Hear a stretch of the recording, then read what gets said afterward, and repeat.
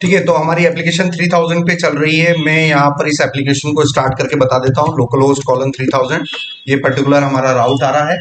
तो express framework को हम यूज कर रहे हैं। एक्सप्रेस जेएस जो है, ये एक ऐसा नोड जेएस का फ्रेमवर्क है जिसके थ्रू आप अपनी बैकएंड एप्लीकेशंस बना सकते हैं। ठीक है, तो अब बात आती है आप किस प्रोजेक्ट पे काम कर रहे हैं। ठीक है ना, आप हॉस्पिटल मैनेजमेंट सिस्टम बना रहे हो कि आप जस्ट डायल जैसा कोई सिस्टम बना रहे हो, या ई कॉमर्स वेबसाइट बना रहे हो, किस टाइप का सिस्टम बना रहे हो, उसकी पूरी प्लानिंग स्टार्ट होती है। ठीक है, उसकी पूरी प्लानिंग स्टार्ट होती है और उसका पूरा आप सिस्टम डिजाइन करते हो। ठीक है ना, क्योंकि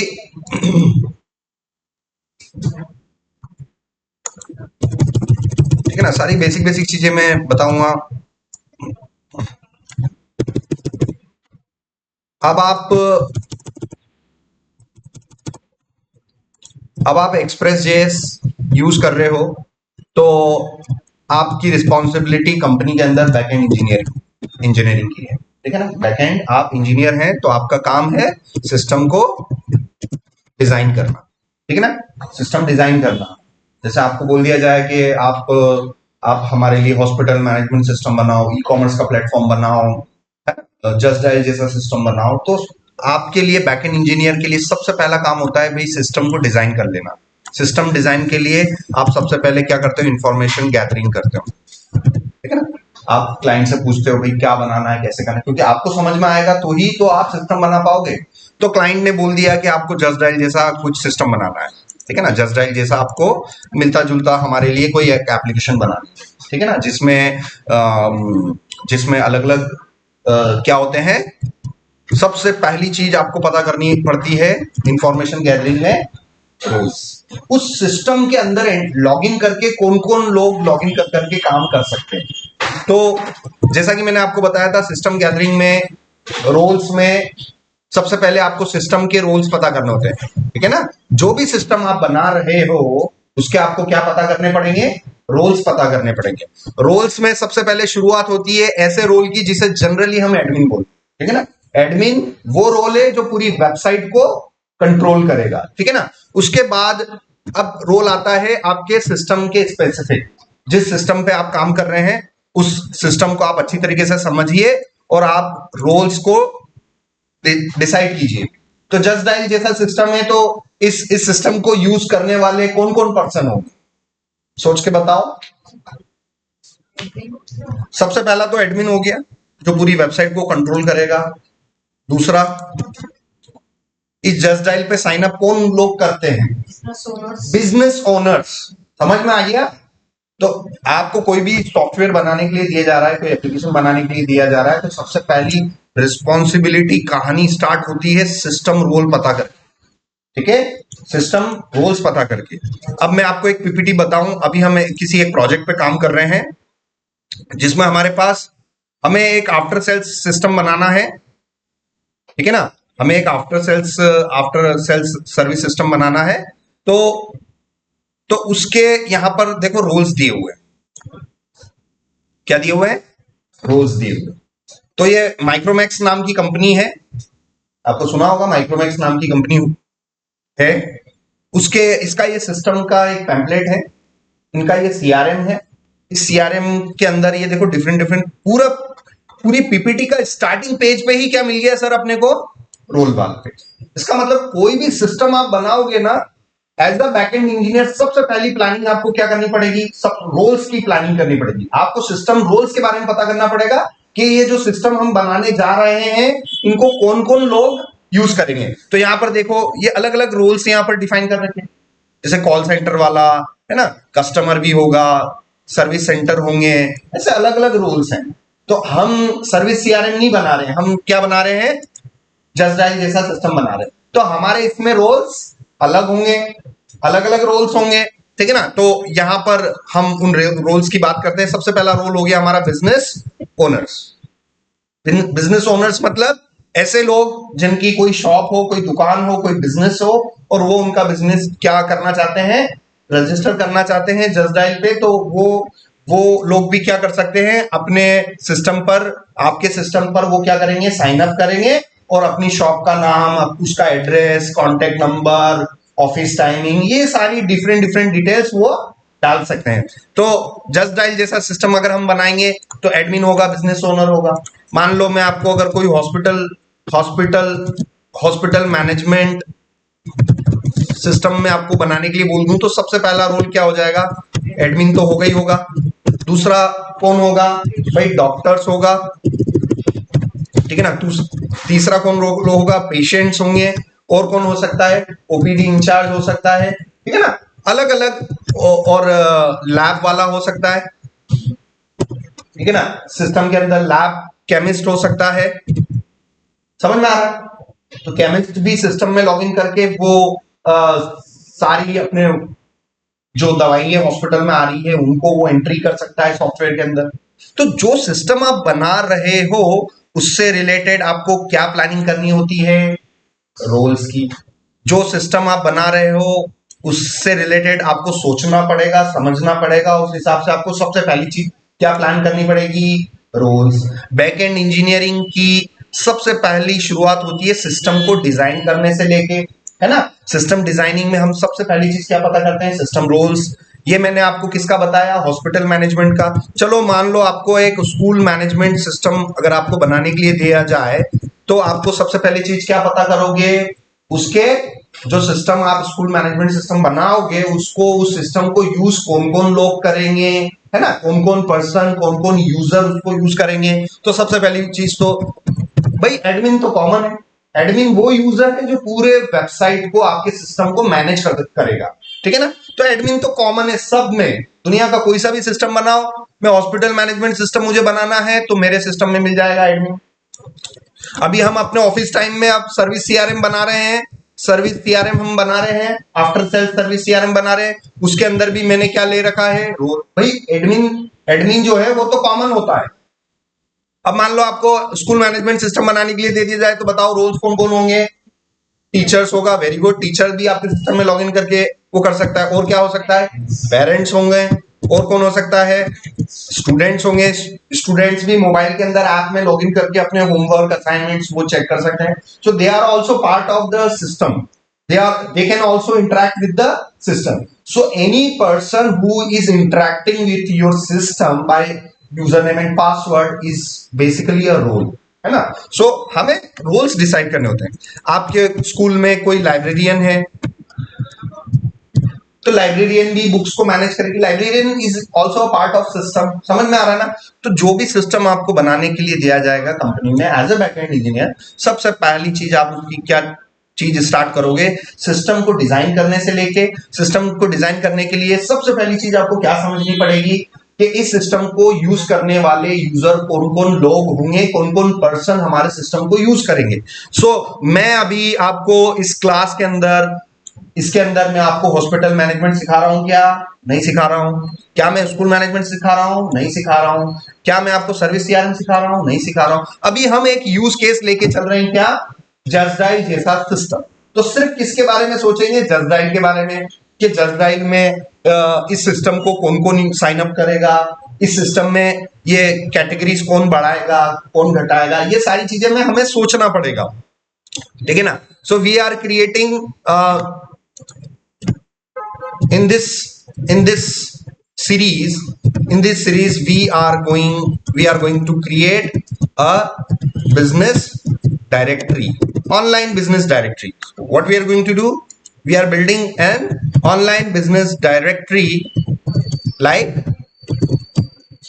just dial, ठीक है ना। justdial.com क्या है बताओ, एक ऑनलाइन बिजनेस डायरेक्टरी है जिसमें पूरी इंडिया के जो बिजनेस ओनर है वो अपनी वेबसाइट, अपने बिजनेस को वो फ्री ऑफ कॉस्ट रजिस्टर कर सकते हैं।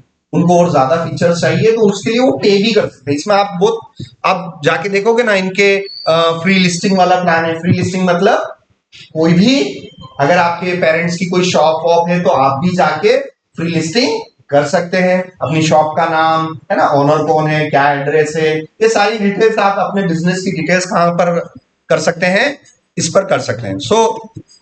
तो सबसे पहले हम इसके सिस्टम रोल्स पता करेंगे। सिस्टम रोल्स पता करेंगे। पहला रोल क्या हो गया, पहला रोल तो एडमिन हो गई होगा, दूसरा रोल कौन हो गया? बिजनेस ओनर हो गया। ठीक ठीक है। तीसरा तीसरा रोल कौन हो सकता है? User, visitor. विजिटर्स, जैसे मान लो मैं अभी जस्ट डायल पर जाके मैंने अकाउंट बना लिया और मेरा कोई बिजनेस नहीं है और मैं डायरेक्टली इसको विजिट कर रहा हूं, तो मैं बेसिकली इसका क्या हो गया हूं? यूजर हो गया हूं। मेरा कोई बिजनेस रजिस्टर्ड नहीं है यहाँ पर, फिर भी मैं जस्ट डायल को यूज कर रहा हूं, फिर भी मैं यहाँ पर क्या कर सकता हूँ? साइन अप कर सकता हूँ। मैं चाहूँ अगर मेरा कोई बिजनेस होगा तो मैं वहां पर अपनी प्रोफाइल में जाके अपडेट कर दूंगा। ठीक है ना, तो वो डिपेंड करता है। तो विजिटर्स हो गया। और क्या क्या हो सकता है? कस्टमर केयर है। कस्टमर केयर, कस्टमर केयर कौन है? किसी कंपनी का, जस्ट डायल का अमिताभ बच्चन वाला एड देखा आपने? अरे जस्ट डायल का प्रमोशन कौन करता है? अमिताभ बच्चन करते हैं ना। क्या बोलता है? Call on this number 180000। कभी देखा जस्ट डायल वाला एड अमिताभ बच्चन वाला? तो उसमें वो आपको एक टोल फ्री नंबर बताता है। भाई वो टोल फ्री नंबर पे आप कॉल करोगे तो वो कॉल किसको जाती है? कस्टमर केयर को। आप गूगल पे जाओ, यहाँ पर लिखो just dial toll free number, just dial toll free number. ठीक है, ये वो टोल फ्री नंबर रहा।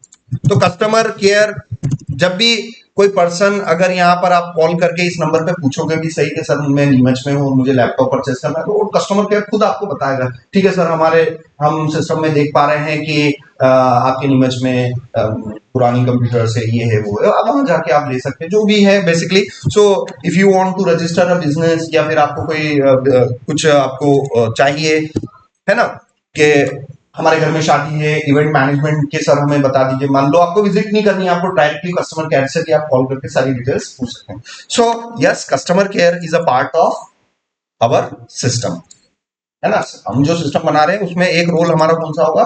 कस्टमर केयर भी होगा। तो ये चीज आपने समझी है। और इसमें अगर आप वीडियोस में जाएंगे सो कहीं ना कहीं शायद वो अमिताभ बच्चन वाला एड भी आप देख सकते हैं। बहुत टाइम पहले आ रहा था, आज से 3-4 साल पहले मैंने देखा था, आप भी उसका देख सकते हैं। सो कहने का ये मतलब है कि जब भी आप कोई सिस्टम डिजाइन कर रहे हो उसके आपको रोल्स पता करने होते हैं। तो जनरली मैंने यहाँ पर रोल्स पता कर लिए हैं। ठीक है ना, ये मैंने रोल्स पता कर लिए। अब इन रोल्स के लिए हमें सिस्टम डिजाइन के 2 पार्ट होते हैं। सिस्टम डिजाइन के 2 पार्ट होते हैं, एक होता है हाई लेवल सिस्टम डिजाइन और एक होता है low level system design, HLD और LLD। HLD का मतलब होता है हाई लेवल डिजाइन, है ना। और LLD का क्या मतलब होता है? Low level design. ठीक है ना। So as a backend engineer शुरुआती दौर पर, है ना, आप क्या करते हैं? लो लेवल सिस्टम डिजाइन करते हैं। Low level as a backend engineer, जब आपको बहुत सारा एक्सपीरियंस हो जाता है, मान लो आपको 10+ ईयर का एक्सपीरियंस हो जाता है, 10+ ईयर्स का experience as a backend engineer हो जाता है, तब आप किसको एक्सप्लोर कर सकते हैं? हाई लेवल सिस्टम डिजाइन को भी एक्सप्लोर कर सकते हैं। 10 छोड़ो, आप 5 ईयर्स का भी अगर आपको एज अ बैकएंड इंजीनियर हो जाएगा तो हाई लेवल सिस्टम डिजाइन में क्या क्या चीजें होती हैं वो आप बाद में देख सकते हैं। अभी हमारी ट्रेनिंग का पार्ट टोटल किस पर रहेगा? लो लेवल सिस्टम डिजाइन, जो कि सबसे पहली सीढ़ी। बैकएंड इंजीनियरिंग में जाना है आगे तो सबसे पहली सीढ़ी एज अ बैकएंड इंजीनियर आपको क्या सीखनी चाहिए? Low level system design.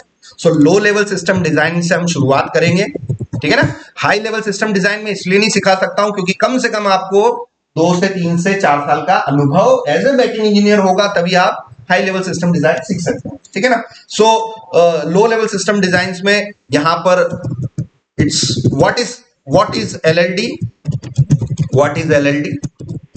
So interview में कभी पूछे कि भाई सिस्टम डिजाइन क्या होता है? Sir system design has 2 parts, high level system design, low level system design. और इस लो level system design LLD is all about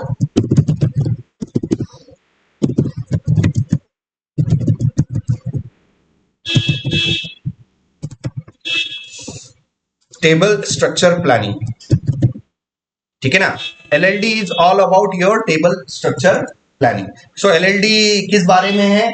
LLD जो है लो लेवल सिस्टम डिजाइन, वो पूरी आपकी जो टेबल्स होती हैं, टेबल्स के अंदर जो आपको प्लानिंग करनी है कि आपको कितनी टेबल लेनी है, उसमें क्या क्या कॉलम्स लेने हैं, इसके बारे में ही LLD है। LLD किस बारे में बताता है? आपकी टेबलों की प्लानिंग के बारे में। कितनी टेबल लेनी है, किस नाम से लेनी है, उसमें कितने कॉलम्स होंगे, तो एक से ज्यादा टेबलें आपस में कैसे इंटरेक्ट करेंगी, ये सारी रिसर्च, ये सारी प्लानिंग किस सिस्टम डिजाइन की किस पार्ट के अंदर में आती है, low level system design. Clear है? सो अब हम बात करते हैं कि सिस्टम की इंफॉर्मेशन रखने के लिए हमें डाटाबेस चाहिए, क्योंकि यहां पर आप साइन अप करोगे, जस्ट डायल पे साइन अप करोगे, मान लीजिए अगर कोई साइन अप कर रहा है, गूगल से साइन अप कर रहा है, किसी भी चीज से साइन अप कर रहा है, ये सारी इंफॉर्मेशन कहां जाके स्टोर हो रही है? क्लाइंट। यहां पर मैं रिवीजन करवा लेता हूं, क्लाइंट सर्वर आर्किटेक्चर, ठीक है ना। तो एक तरफ क्लाइंट है और दूसरी तरफ आपका क्या है? सर्वर है, ठीक है ना। अब हमारा जो डेटाबेस होता है वो सर्वर साइड पर होता है, जैसे कि मैंने आपको प्रीवियस लेक्चर में बताया था, सर्वर साइड पे सॉफ्टवेयर के कौन से दो कंपोनेंट होते हैं? कल आए थे आप? हाँ तो बताइए, कल बताया था मैंने, सर्वर साइड पर, सर्वर पर ऐसे कौन से दो सॉफ्टवेयर इंस्टॉल करने पड़ते हैं जो पूरी रिस्पॉन्सिबिलिटी लेते हैं इंफॉर्मेशन को गैदर करने की? Yes, very good. The first software we install on the server side is the database, and the second software we installed is the web server. ठीक है ना। तो सर्वर जो होता है उस पर दो सॉफ्टवेयर आपको इंस्टॉल करने पड़ते हैं। कौन कौन से? एक तो डाटाबेस होता है और दूसरा वेब सर्वर होता है, ठीक है ना। सो ये जस्ट डायल का सिस्टम जो भी आप बना रहे हो, लोग यहां से, कस्टमर यहां से आके साइन अप करेंगे, तो इंफॉर्मेशन किधर से किधर की ओर जाएगी? क्लाइंट से सर्वर की ओर जाएगी। मान लीजिए मैं यहां पर कर रहा हूं साइन अप, ये जो बटन दिख रहा है, ये जस्ट डायल की वेबसाइट खोली मैंने, यहां पर मैं साइन अप पे गया और यहां से मैंने गूगल से अगर मैं साइन अप कर दूं, यहां पर मैंने अपना ईमेल चूज किया, ओके ओके किया, तो फाइनली मेरा क्या हो गया? देखो उसने मेरे को क्या कर दिया? सिस्टम में इजीली साइन अप कर दिया, ठीक है ना। तो इस पूरे फ्लो में क्या हुआ? मैंने अपना एक ब्राउजर खोला, कहीं ना कहीं मेरे को साइन अप का बटन मिला, उस प्रोसेस को मैं आगे बढ़ा, नेक्स्ट मैंने साइन अप उससे चाहे जीमेल से करवाया हो, कहीं से भी करवाया हो, मगर मैंने उस इंफॉर्मेशन को कहां भेजा? सर्वर पर भेजा। वो इंफॉर्मेशन जाके कहां स्टोर हुई? डाटाबेस में स्टोर हुई, और मैं सक्सेसफुली सिस्टम के अंदर साइन अप कर गया हूं। यहां पर ये देखो, ये मेरी प्रोफाइल आ गई है, पता नहीं फोटो किसका आ रहा है, मेरा तो नहीं है, मगर मैं साइन अप हो गया हूं, ये इनका डिफॉल्ट फोटो आ रहा है, ठीक है ना। सो आप यहां पर देखेंगे एडिट प्रोफाइल और ये सारी चीजें आप देख पा रहे होंगे, ठीक है ना। सो यहां पर ये सारी चीजें आ रही हैं बेसिक। तो कहने का ये मतलब है कि हमारे सिस्टम पे जो भी सिस्टम आप बना रहे हो उस पे कस्टमर साइन अप कर सकता है। साइन अप करने के बाद जानकारियां किस सर्वर पर, किस सॉफ्टवेयर में जाके स्टोर होती हैं? डेटाबेस में स्टोर। क्लियर है? ये फ्लो आपको ध्यान रखना है कि भाई क्लाइंट सर्वर आर्किटेक्चर में कौन कौन से दो कंपोनेंट होते हैं? क्लाइंट होता है, सर्वर होता है। क्लाइंट साइड से आपकी वेबसाइट को ब्राउज किया जाता है, क्लाइंट साइड से सर्वर पे इंफॉर्मेशन भेजी जाती है, साइन अप की इंफॉर्मेशन या किसी भी टाइप की इंफॉर्मेशन, और वो इंफॉर्मेशन जाके डेटाबेस में स्टोर होती है। Now we will talk about the database, ठीक है ना। अब डाटाबेस की बात करते हैं। तो मैं पूरा ये सर्वर बनाने के लिए, ये सर्वर बनाने के लिए मैं किसका यूज कर रहा हूं? अभी एक्सप्रेस.js का यूज कर रहा हूं। अगर मैं एक्सप्रेस.js इंस्टॉल कर लूंगा तो मुझे बताओ क्या मिल जाएगा? डाटाबेस मिलेगा कि वेब सर्वर मिलेगा? अगर मैंने ये आपके सामने कल के लेक्चर में मैंने ये npm स्टार्ट किया था, ये मुझे मिल गया था, और यहां पर आप जाके देखो मैं अपने पहले राउट को एक्सेस कर पा रहा था, हेलो वर्ल्ड वाले राउट को। तो इस एक्सप्रेस.js की इस npm कमांड करने से, npm स्टार्ट कमांड करने से सर्वर पर मुझे डाटाबेस मिला कि वेब सर्वर मिला? मुझे वेब सर्वर मिला। समझ में आया? तो अब मेरा जो वेब सर्वर है वो इंटरैक्ट करेगा, इसको मैं यहां पर कुछ इस तरीके से ले लेता हूं। फर्स्ट नंबर पे मैं वेब सर्वर ले लेता हूं, ठीक है ना, फर्स्ट नंबर पे वेब सर्वर ले लेता हूं। तो वेब सर्वर इंटरैक्ट करता है दूसरे सॉफ्टवेयर से जिसका नाम है डेटाबेस। क्या फ्लो समझ में आ रहा है? एंड टू एंड पूरा फ्लो समझ में आ रहा है एप्लीकेशन का? सो यस, मेरे एक्सप्रेस.js इंस्टॉल करने से मुझे क्या मिला? वेब सर्वर मिला। वेब सर्वर क्या है? वेब सर्वर एक सॉफ्टवेयर है जो हमें कहां इंस्टॉल करना पड़ता है? सर्वर साइड पर। उसकी क्या जिम्मेदारी होती है? आने वाली रिक्वेस्ट को एक्सेप्ट करना, प्रोसेस करना, और क्लाइंट को दोबारा क्या दे देना? मैं रोज सिखाता हूं यार, तुम्हें रोज सिखाता हूं कि भाई ये है चीजें दिमाग में जितनी अच्छी क्लियर होंगी उतना कोडिंग करने में आसानी होगी। थ्योरी समझना जरूरी है अच्छे सॉफ्टवेयर बनाने के लिए। तो बताओ, अच्छे सॉफ्टवेयर बनाने के लिए थ्योरी होना बहुत जरूरी है, ठीक है ना। ये मैं फ्लो को रिवर्स कर देता हूं, ये एरो में इधर कर लेता हूं, ठीक है ना। क्लाइंट रिक्वेस्ट करेगा किसको, सर्वर को। स्टूडेंट्स क्वेश्चन पूछेंगे टीचर से, टीचर उन क्वेश्चन को सुनेगा, समझेगा और अप्रोप्रिएट जवाब देगा, रिस्पॉन्स देगा। सो यहां पर ऐसा ही है, क्लाइंट रिक्वेस्ट करेगा सर्वर को, सर्वर पर वो सॉफ्टवेयर जो इंस्टॉल आपने कर रखा है एक्सप्रेस, उस आने वाले डेटा को रीड करेगा और आपको रिस्पॉन्स में डेटा देगा। जैसे कि आपने यहां पर आपने देखा था कि ये मैंने राउट बनाया था और इस राउट में मैंने कुछ ऐसा नीमच स्लैश होटल्स करके मैंने सर्च किया था। तो मैंने इंफॉर्मेशंस को क्या करा था, क्लाइंट साइड पर भेजा।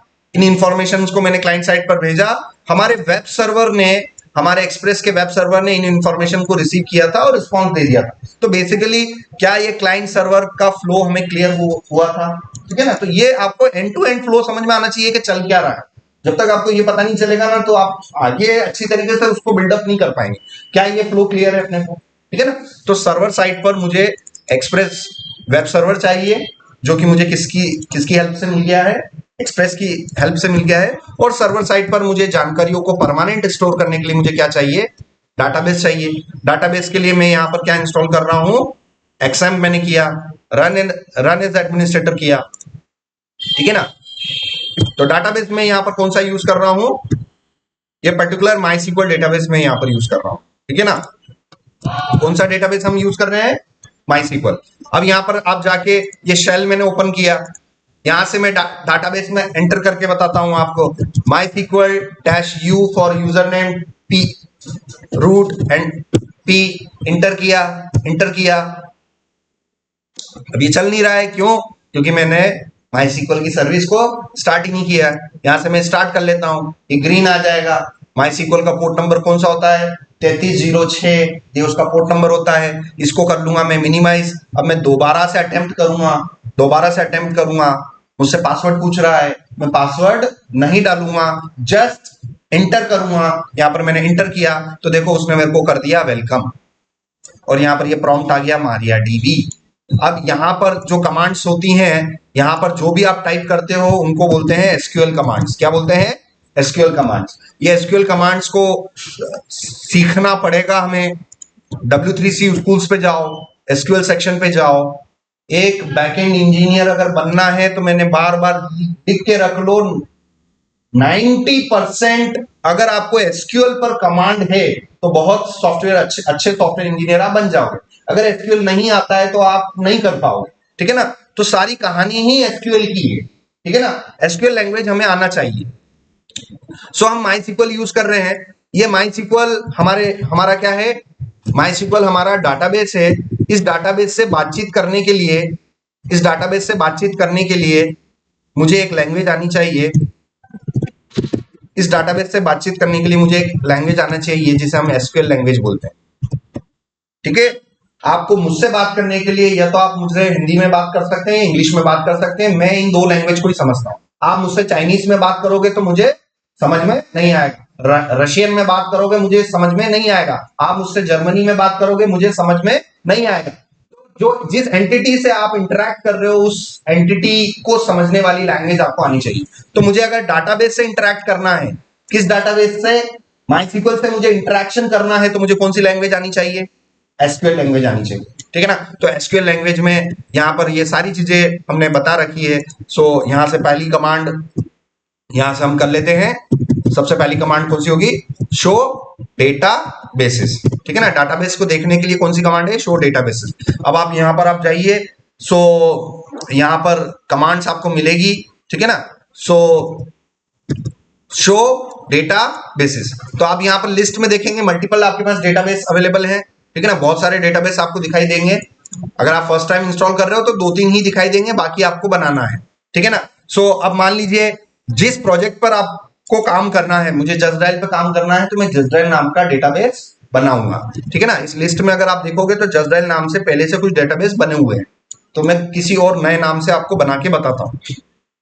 तो डाटाबेस बनाने के लिए आप देखो एसक्यूएल क्रिएट वाले सेक्शन में हम जाएंगे, एसक्यूएल क्रिएट डीबी वाले सेक्शन में जाएंगे और ये उसका सिंटैक्स हमें याद करना पड़ेगा, ठीक है ना।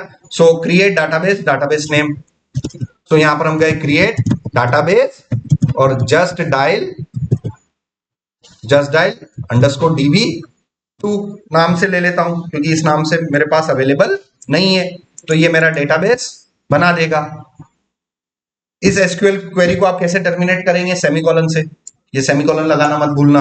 और यहां पर आप जाके देखेंगे तो ये लास्ट में सेमीकोलन बता रहा है, अगर ये सेमीकोलन नहीं लिखोगे तो क्वेरी एग्जीक्यूट नहीं होगी, ठीक है ना। यहां पर आप गए, इंटरेक्ट किया आपने, तो क्या लिखा हुआ रहा है, क्वेरी ओके। क्वेरी ओके मतलब आपकी एसक्यूएल क्वेरी परफॉर्म हो गई है डाटाबेस पर, और इसके रिजल्ट देखने के लिए आप क्या करोगे, अगेन शो डेटाबेसेस। जैसे ही मैं शो डेटाबेसेस करूंगा तो आप देखो मेरा डेटाबेस बन गया है। अब इस डाटाबेस के अंदर जाना है, ठीक है ना। ये सारा एसक्यूएल का रिवीजन है। So first thing first, you need to create a database. So create database. So database create करने के लिए मैंने क्या यूज किया, create database and the name of the database. So name of the database is just dial underscore db2. Now go inside the database, है ना। 2.2 पे मैं क्या करूंगा, go inside the database, ठीक है ना। अब डाटाबेस के अंदर जाने के लिए मुझे क्या यूज करना पड़ेगा, use just dial underscore db2, ठीक है। ये जैसे ही मैं कमांड करूंगा तो देखो मैं डेटाबेस के अंदर चला गया हूं, ठीक है ना। ये सारी चीजें मैंने एसक्यूएल की बता रखी है, बट मैं फास्ट रिवाइंड कर रहा हूं ताकि नए बच्चों को भी थोड़ा कनेक्ट हो जाए और आप लोगों का रिवीजन हो जाए। सो आप बैकएंड इंजीनियर है, आप ही का ही काम है डाटाबेस बनाना, प्लानिंग करना, टेबलें बनाना, सब कुछ आपका ही काम है। और 80% 90% नॉलेज आपका किसका अच्छा होना चाहिए, एसक्यूएल का। अगर आपको एसक्यूएल का नॉलेज नहीं है तो बैकएंड इंजीनियरिंग भूल जाओ, आप नहीं कर सकते हो। लिख के रख लो कि सर ने बोल रखा है कि एसक्यूएल आता है तो ही बैकएंड इंजीनियर बन सकते हैं, अदरवाइज नहीं बन सकते, ठीक है ना। ये मेरा स्टेटमेंट है, लिख के रख लेना, ठीक है ना। सो यहां पर हमें database, to go inside the database which command have used, use, मैंने कौन सी कमांड का उपयोग किया, यूज स्पेस डाटाबेस का नाम और लास्ट में semicolon. So use space just dial underscore db2, ये मैंने किया।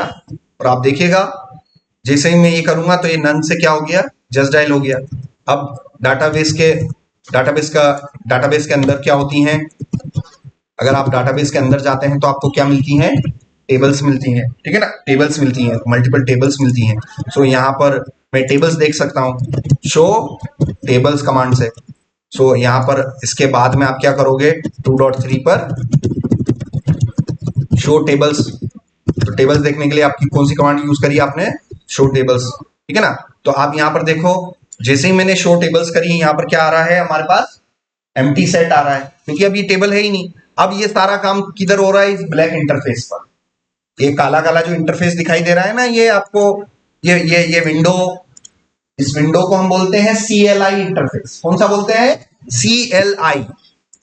So the black interface is called CLI interface, ठीक है ना। ये जो ब्लैक विंडो आपको दिखाई दे रहा है ये शेल का, ठीक है ना, ये ब्लैक विंडो को, इसको हम क्या बोलते हैं, CLI इंटरफेस। CLI का फुल फॉर्म क्या होता है, very good, command line interface, command line interface, ठीक है ना। सो आप अपने डाटाबेस को दो तरीके से देख सकते हैं। फर्स्ट CLI इंटरफेस से आप देख सकते हैं और दूसरा ग्राफिकल यूजर इंटरफेस से देख सकते हैं। कमांड लाइन इंटरफेस और दूसरा कौन सा हो गया, ग्राफिकल यूजर इंटरफेस, ठीक है ना। सो आप अपने डेटाबेस पर कमांड्स के थ्रू एक्सेस नहीं करना चाहते हैं मान लीजिए, तो आप ग्राफिकल यूजर इंटरफेस कैसे देख सकते हैं, उसके लिए आपको कंट्रोल पैनल में जाना पड़ेगा, अपाचे सर्विस चालू करनी पड़ेगी, ठीक है ना। अपाचे सर्विस आपने चालू करी, उधर गए, नया टैब खोला और आपने लिखा लोकल होस्ट /php माइडोम और आपको इंटर करना, ठीक है ना। तो आप अपने डाटाबेस पर काम ग्राफिक्स के थ्रू भी कर सकते हैं, मतलब यूजर इंटरफेस के थ्रू भी कर सकते हैं और कमांड लाइन के थ्रू भी कर सकते हैं। तो मैं आपको यहाँ पर थोड़ा सा ग्राफिकल यूजर इंटरफेस भी बता देता हूँ और ये भी देख लेते हैं, ठीक है ना। तो देखो वो सारी के सारी लिस्ट अब मुझे यहाँ पर आ रही है, मुझे काम करने के लिए, मुझे कोई भी डाटाबेस बनाने के लिए मुझे कमांड लिखनी नहीं है। मुझे यहां पर गया और मुझे नया डेटाबेस बनाना है, अनिल नाम से, अनिल_db नाम से मैंने डेटाबेस बनाना है। तो देखिए यहां पर जैसे ही मैं क्रिएट करूंगा तो मेरा डेटाबेस बन के आ गया। क्या मैंने क्रिएट डाटाबेस अनिल_db सेमीकोलन इंटर इंटर कुछ किया क्या? नहीं किया। सारा काम मेरा किधर हो गया? ग्राफिकल यूजर इंटरफेस में हो गया। तो एज अ बिगिनर आपको ग्राफिकल यूजर इंटरफेस अवॉइड करना है, क्योंकि जितना आप हैबिट बना लोगे ग्राफिकल यूजर इंटरफेस की, उतना आप कमांड्स पर प्रैक्टिस नहीं कर पाओगे। सो मुझे ये बताना है कि हाँ, डाटाबेस के साथ इंटरैक्ट करने के लिए हम इस GUI का भी यूज कर सकते हैं। ठीक है ना, ये GUI का हमने यूज किया। अब यहाँ पर हम गए और हम टेबल्स बनाते हैं। ठीक है ना, अब टेबल्स बनाने के लिए हमने हमारे सिस्टम को हमने चेक किया कि मल्टीपल हमारे पास क्या होंगे? रोल्स होंगे। ठीक है ना, मल्टीपल हमारे पास क्या होंगे? रोल्स होंगे। अब इन रोल्स को जब हम फाइंड आउट कर लेंगे तो हम यहां पर अपनी बनाएंगे यूजर टेबल। हम अपनी क्या बनाएंगे? यूजर टेबल बनाएंगे। हेलो, हाँ अंकल, हाँ मैं ऑफिस पे ही हूँ। हाँ ठीक, ठीक है। सो तो सिस्टम रोल आपने पता कर लिए। अब आपको अपने डाटाबेस के अंदर, आपको कुछ टेबलें प्लानिंग करनी पड़ेगी। सबसे पहली टेबल आपको प्लान करनी पड़ेगी रोल्स। दूसरी टेबल आपको प्लान करनी पड़ेगी यूजर्स। इसमें रूल ध्यान रखना कि टेबलों के नाम प्लूरल फॉर्मेट में होने चाहिए। जैसे मैं रोल नाम से टेबल नहीं बनाऊंगा, मैं यूजर नाम से टेबल नहीं बनाऊंगा। आपको टेबलों के नाम किस फॉर्मेट में लेने हैं? प्लूरल फॉर्मेट में, है ना। सो रोल्स, यूजर्स, ठीक है ना, रोल्स, यूजर्स। तीसरा यहां पर मैं ले लेता हूं बिजनेसेस, बिजनेसेस। ठीक है ना, तो बिजनेसेस नाम से मैंने टेबल बना ली। तो अभी मैं सिर्फ इन दो रोल्स की बात कर रहा हूं। ठीक है ना, तो रोल्स में, रोल्स वाली टेबल के लिए सबसे पहले हम एक आईडी कॉलम लेंगे, उसके बाद रोल नेम लेंगे। ठीक है ना, सो मान लो ID1 पर कौन रोल है? एडमिन है। ID2 पर कौन रोल होगा हमारा? ये रोल यहां से देख लेते हैं ना, बिजनेस ओनर। सो यहां पर सेकंड रोल कौन हो गया? Business_ owner. यहां पर ध्यान रखना कि वो स्पेसेस नहीं अपन ले हुए हैं ना। और एक चीज नोटिस करोगे, मैं हमेशा स्मॉल लेटर लिखता हूं, है ना। यहां पर देखो, डाटाबेस का नाम स्मॉल लेटर में, टेबल का नाम स्मॉल लेटर में, कॉलम का नाम स्मॉल लेटर में। हमेशा स्मॉल लेटर से आपको स्टिक होना है, उसी को आपको फॉलो करना है। सो यहां पर हम डेटाबेस, ये टेबल बना लेते हैं, क्रिएट टेबल। ठीक है ना। अब मुझे तो सिंटेक्स मालूम है सारी चीजें, मगर यहाँ पर आपको ये पूरे सिंटेक्स आपको याद होने चाहिए, मुंह जबानी याद होना चाहिए, मतलब मेमोराइज होने चाहिए कि हमें टेबल बनाने के लिए create table, table name, round bracket start, है ना, कॉलम नेम, डेटा टाइप, ये सारी चीजें हमें पता होनी चाहिए। तो ये सिंटेक्स यहाँ पर मैं लिख रहा हूं, create table, roles, round bracket start, पहला column ID, integer, unsigned, primary key, auto underscore, increment. ठीक है ना, और ये हमारा हो गया रोल अंडरस्कोर नेम। ठीक है ना, तो ये सब चीजें आपको यहां से पता चलेगी कि भाई ये पहले पे क्या लेना है, ये दूसरे पे क्या लेना है। सब कुछ जिस प्रैक्टिस करोगे तो सब क्लियर, अपने को क्लियर है ना। क्योंकि मैंने आपको कम से कम एक महीना मैंने आपको SQL पढ़ा है, और आप लोगों ने उस समय नहीं किया है तो फिर मेरी जवाबदारी नहीं है। आपकी जॉब नहीं लगे तो मेरे से मत बोलना कि सर क्या है, मैं रिस्पॉन्सिबिलिटी नहीं लूंगा अगर आप लोग इस तरीके से आप करेंगे, आप को ईमानदारी से अगर काम नहीं करेंगे। ठीक है ना, तो ये आपको पहला कॉलम नेम यहाँ पर मैंने ले लिया, पहला कॉलम मेरा क्या है? आईडी। दूसरा कॉलम मैंने कॉलम नंबर 2 कौन सा लिया आपके सामने, है ना। So these are all, you can create this format by memorising the syntax. भाई सिंटैक्स बोल बोल के, लिख लिख के, 200 बार, हजार बार लिख लिख के याद कर लेना, तो ही बैकएंड इंजीनियर बनोगे, तो ही अच्छा कुछ कर पाओगे आप। ठीक है ना, तो ये डेटा टाइप मैंने रोल नेम का ले लिया, यहां से डेटा टाइप मैं वेर केयर ले लूंगा, राउंड ब्रैकेट, मैक्सिमम लेंथ 255, और लास्ट कॉलम जो होगा वो राउंड ब्रैकेट से क्लोज करना पड़ेगा और सेमीकोलन, ठीक है ना। तो ये राउंड ब्रैकेट से मैंने किया सेमीकोलन। ये देखो शो टेबल्स, ये टेबल बन गई। अब इस टेबल का स्ट्रक्चर देखना है तो मुझे एक्सप्लेन रूल्स, ठीक है, ये आ गया, क्लियर हुआ, रूल्स हो गया। चलो अब कौन सी टेबल बनानी है हमें, यूजर्स, ठीक है ना। सो यहां पर यूजर टेबल में आईडी और एफ नेम और एल नेम। एफ नेम मतलब फर्स्ट नेम, एल नेम मतलब लास्ट नेम। तो मान लीजिए हमारे सिस्टम के अंदर एक यूजर है जिसकी आईडी 1 है और उसका नाम है अनिल और उसका नाम है डॉलर, और ये अनिल डॉलर कौन है, ये उस सिस्टम का क्या है, एडमिन है। आप जो सिस्टम बना रहे हो उसका एडमिन है। तो यहां पर हमें एक कॉलम और लेना पड़ेगा, that is your roles underscore ID. तो ये कन्वेंशन मैंने बना रखा है कि पहले तो टेबल का नाम लिखना है, फिर अंडरस्कोर लगाना है, फिर किस कॉलम को पॉइंट कर रहा है वैसे आप ले लेना। तो अनिल डॉलर सिस्टम का कौन है, एडमिन है, तो एडमिन की आईडी में क्या दूंगा, 1 दूंगा। सो ये 1 हो गया। अब यहाँ पर हम गए सेकंड नंबर पे, मैंने रिकॉर्ड लिया। सेकंड नंबर पे मान लीजिए यहाँ पर विजय है, विजय है, विजय, ठीक है ना। और विजय का जो विजय की कोई शॉप है, विजय की कोई शॉप है, विजय की कोई शॉप है, कोई बिजनेस है, कोई ऑफिस है, उसका कोई ना कोई बिजनेस है, तो कुछ ना कुछ तो नाम होगा। मेरा बिजनेस है, मेरी कंपनी है डॉलर इन्फोटेक, तो नाम है। मेरा कोचिंग सेंटर है, उसका नाम तो है ओके लैब्स। तो हर बिजनेस का क्या होता है सर, कुछ ना कुछ नाम होता है। सो अगर कोई यूजर है और वो बिजनेस ओनर है, तो आपकी टेबल में बिजनेस ओनर वाले कॉलम को हमने क्या आईडी दे रखी है, 2 दे रखी है। तो आप एंट्री करते समय भी वहां पर 2 दें, ताकि इन 2 टेबलों में आपस में क्या हो सके, कुछ ना कुछ रिलेशन स्टैब्लिश हो सके, है ना। तो जब आप सिस्टम डिजाइन करते हो, मल्टीपल टेबल्स पे आप डील करते हो और उन टेबलों को आपस में फाइनली आपको क्या करना पड़ता है, ज्वाइन करना पड़ता है, इंफॉर्मेशन को डिस्प्ले करना, ठीक है ना। कभी भी बड़े सिस्टम्स में या छोटे सिस्टम्स में इंफॉर्मेशन किसी एक टेबल में नहीं होती, मल्टीपल टेबल्स में इंफॉर्मेशन को अलग अलग रखा जाता है।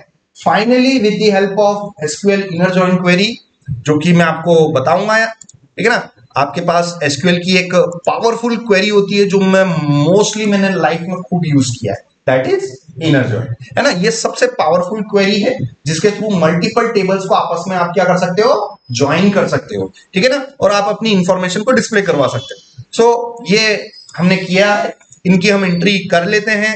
सो चलिए टेबल बन गई।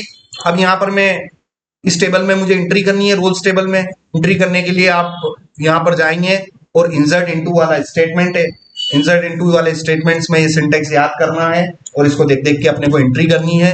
और एंट्री करने से पहले नोटपैड में पहले प्लानिंग कर लेना। जैसे मैं एंट्री करने से पहले मैंने नोटपैड में पूरा लिख लिया ना कि पहले नंबर पे मैं एडमिन ही डालूंगा, दूसरे नंबर पे मैं बिजनेस ओनर ही डालूंगा, तो आप भी असाइनमेंट करने से पहले नोटपैड में पहले प्लानिंग कर लेना और उसी जो आपने प्लान किया हुआ है उसी के हिसाब से आप एंट्री करना, ठीक है ना, तो आपको दिक्कत नहीं आएगी। सो चलो मैंने प्लानिंग किया, पहले नंबर पे मैं क्या डालूंगा, एडमिन डालूंगा, ठीक है ना। तो चलो क्वेरी लिखते हैं, insert into table name roles और round bracket start, round bracket close, values, round bracket start, round bracket close.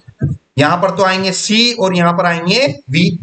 We हमेशा किस में आता है, सिंगल कोटेशन में। तो कॉलम का नाम क्या है, कॉलम का नाम रोल नेम है, ठीक है ना। So role underscore name, column के नाम सिंगल कोटेशन में नहीं आएंगे, डायरेक्ट आएंगे। और वैल्यूज यहां पर हम ले लेते हैं, पहली वैल्यू मैंने डाल दी एडमिन। अब आप देखो ये क्वेरी ओके आ गया। इसी रिकॉर्ड को मुझे देखना है तो select star from table name, ये देखो एडमिन आ गया पहले नंबर पे। अब दूसरे नंबर पे मुझे किसको स्टोर करना है, बिजनेस अंडरस्कोर ऑनर, इंटर किया।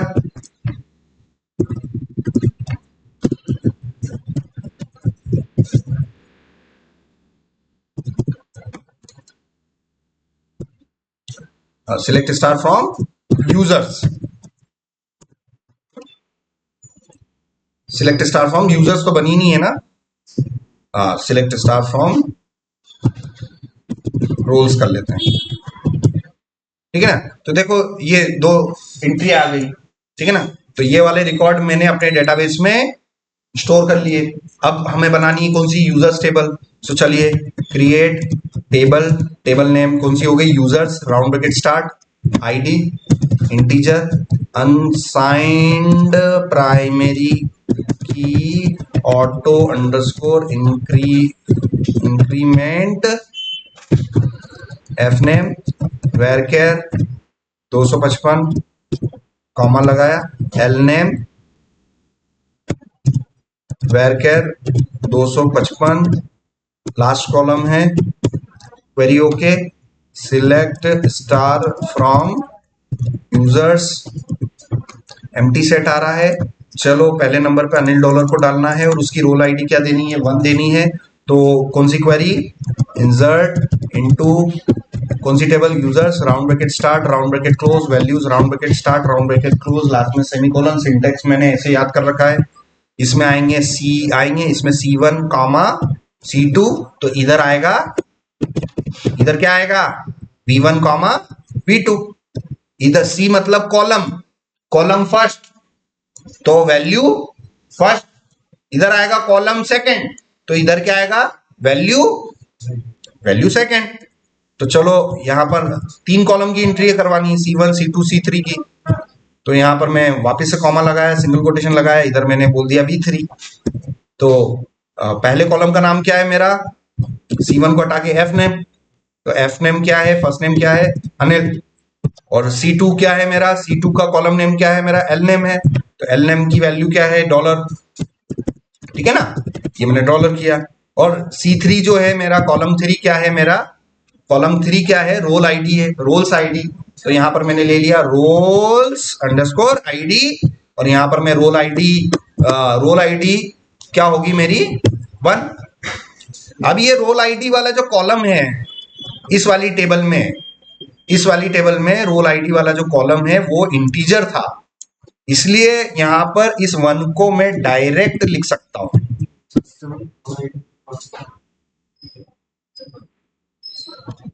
रोल आईडी वाला कॉलम, अच्छा हाँ सॉरी, अब देखो यूजर्स टेबल में सर आपने रोल वाला आईडी वाला कॉलम लिया ही नहीं, जो कि मैंने गलती कर दी। तो आप उसको बना सकते हैं। अभी तो चलो मैं इसको एंट्री करवा लेता हूं, इसको मैंने एंट्री करवाई।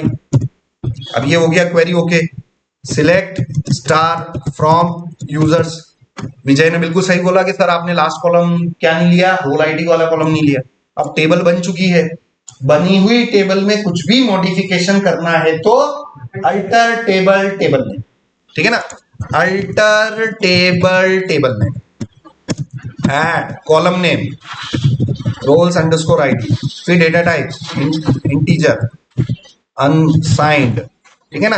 तो डेटा टाइप वही लेना है जो दूसरी टेबल के ज्वाइनिंग में हमने ले रखा था, ठीक है ना। तो दूसरी टेबल में हमने ये आईडी वाले को क्या ले रखा था, इंटीजर अनसाइंड ले रखा था, तो इधर भी मुझे उसका डेटा टाइप क्या लेना है, इंटीजर अनसाइंड लेना है। इसको मैंने किया इंटर, तो देखो मेरा क्वेरी हुआ। अब यहां से मैं सिलेक्ट स्टार फ्रॉम यूजर करूंगा, तो अनिल डॉलर पे क्या आ रहा है, रोल अभी नल आ रहा है, और इस पे रोल मुझे क्या अपडेट करना है, 1 करना है।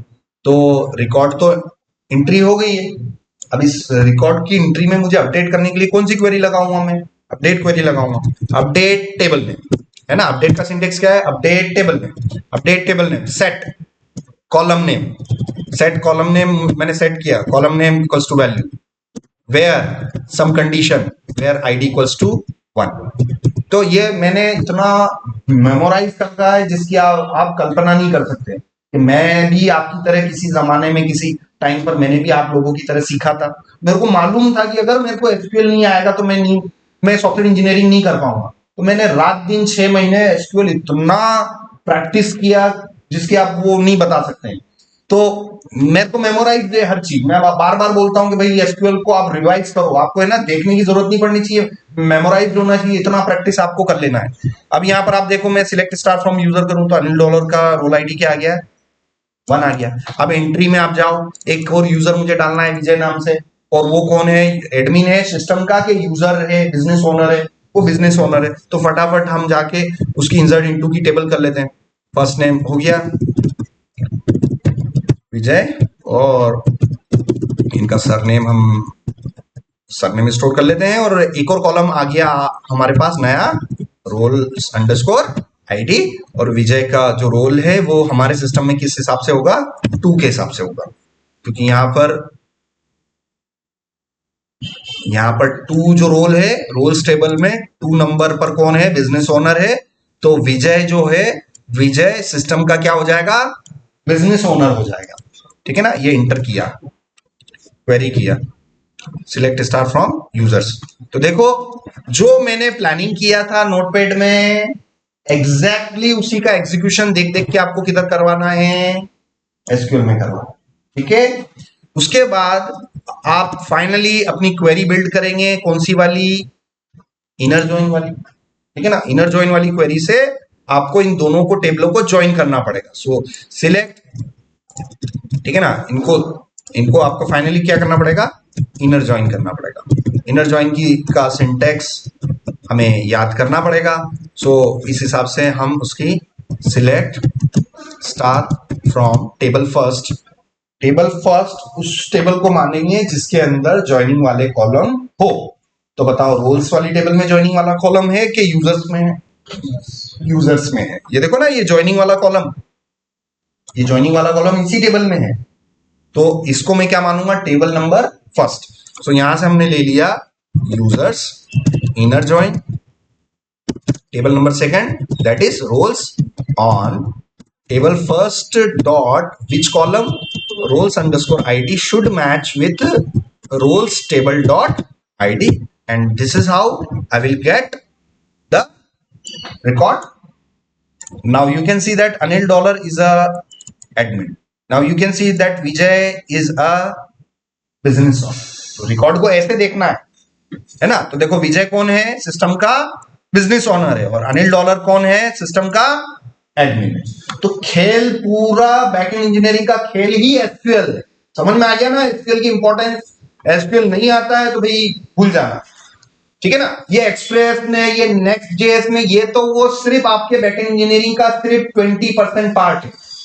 बाकी 80% पार्ट जो है वो क्या चीज है, वो एसक्यूएल ही है। समझ में आ रहा है। तो एसक्यूएल को अच्छी तरीके से सीखना। और आज के लेक्चर में मैंने ये सारी चीजें आपको बताई है क्या कि आप कोई भी सिस्टम आपको डिजाइन करने को मिले, किसी भी बैकएंड इंजीनियरिंग पर आपको मिले, कोई भी प्रोजेक्ट मिले, तो सबसे पहले आपको क्या पता करना पड़ता है, सिस्टम के रोल्स। उस बिजनेस के बारे में आप सोचिए और रोल्स डिफाइन कीजिए। फिर ये चीज मैंने बताई कि डिजाइन आप कोई सा भी करें, पहला रोल तो एडमिन फिक्स होता है, उसके अलावा जो रोल्स होते हैं वो डिपेंड करता है आप किस प्रोजेक्ट पे काम कर रहे हैं। अगर मैं हॉस्पिटल मैनेजमेंट पे काम करूंगा तो मेरा कुछ और रोल्स हो जाएंगे। अगर मैं ऑनलाइन बिजनेस डायरेक्टरी पे कर रहा हूं तो मेरे कुछ रोल्स कुछ अलग हो जाएंगे। तो इस तरीके से आपको अपनी थोड़ी प्लानिंग स्टार्ट करनी है, एंड स्टेप बाय स्टेप एक एक प्रोजेक्ट को लाइफ में आप शुरुआत करोगे ना, पहले एक बेसिक प्रोजेक्ट से स्टार्ट करो। जैसे आपने ट्रेनिंग में मैंने जस्ट डायल से शुरुआत करवा लिया, मैक्सिमम टाइम इसी प्रोजेक्ट को दो, सोचो समझो एक्सप्लोर करो। धीरे धीरे फिर आप कंपनीज में जाओगे, आपको कुछ और प्रोजेक्ट्स मिलेंगे। तो ये सारे स्टेप्स हैं, धीरे धीरे अपने को ग्रो करना पड़ेगा। ठीक है, अब मैं इसको सेव कर देता हूं।